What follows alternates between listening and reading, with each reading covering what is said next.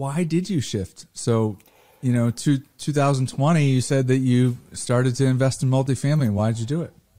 Yeah, so it was interesting. I have a young friend here in Greenville. He's probably mid-30s now, probably on to his seventh or eighth syndication.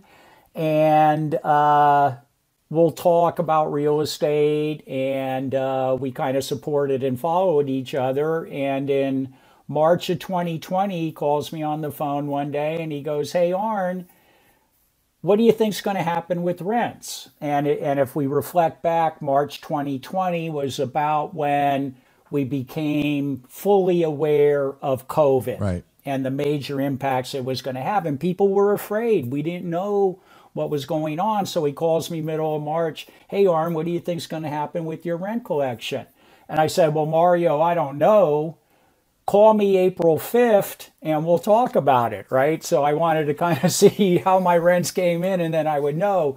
At the end of the phone call, he sent me a podcast on multifamily, and kind of a light bulb just went off. Prior to that, I had started buying smaller multifamilies, 4 units, 6, 10, 12. And so I was kind of moving in that direction. But that call, COVID, kind of everything slowed down, gave me time to really, I probably listened to 3-4 hours of podcasts a day. And then with my real estate experience, most of it came second nature to me. And as I investigated, it made a lot of sense. And you mentioned another point is, I've done single family for 40 years, and honestly, I was a little bored with it, right, and I wanted to do something different. And I can tell you, I've so much enjoyed learning a new aspect of the business. It's residential real estate. It's what I've done all my life. I'm not going to do office buildings. I'm not going to do industrial. I really love the networking with people like you. I'm going to my first in-person conference here in about 2 weeks in Colorado. Fantastic. Excited about that. The best ever conference? The best ever, yes. Yeah, so, good one. So we can discuss all the logical reasons why I moved to multifamily, certainly, but some of it was I just wanted to try something new. And the other thing I would say, to back up to my math science background, once I got my residential career going in the Bay Area, I ended up taking all the CCIM coursework, which, as you know, it's a very prestigious commercial designation. It's 5 one-week-long courses, and then you got to document real-world experience and success in commercial real estate. And so even back then, I was kind of toying with making the shift from residential to commercial.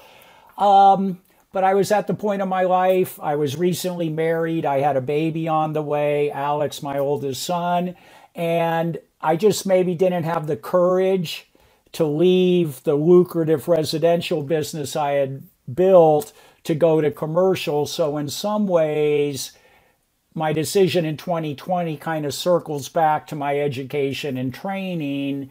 And it's been a good move for me, and I enjoy helping people invest. It's a way people can invest without dealing with the day-to-day headaches of property management and so forth. So I get some satisfaction from doing that. That's fantastic. So a few things that you said, and I think it's important for listeners, is that, look, I mean, you were bored. Right? You knew what you were doing. You did it over and over again. And at some point, I think it doesn't matter how much money you're making. If you just rinse and repeat, and you don't have that challenge factor, that you could get stuck. It doesn't matter if you hit that financial freedom, bucket. You're continuing to do that. So, listeners, if you're bored, if you want to try something new in your life, whether it's real estate investing, which we're talking about here, or starting your own company or doing whatever, listen to your gut, listen to that, and don't keep shoving it down, because you only have one life to live. The other thing you said was courage. You know, it does take courage to go after something new, right? And you don't necessarily know what the outcome is going to be, right? But then what's very cool about moving from, you know, single family to doing the small deals to doing syndications now is you said you like to help people invest. And, you know, with syndications, you get that opportunity where you can take your knowledge and then bring other people for the ride, and they don't have to participate in finding the deal and putting the financing together and raising the capital and managing the deal. They could just provide you some funds and then you do it.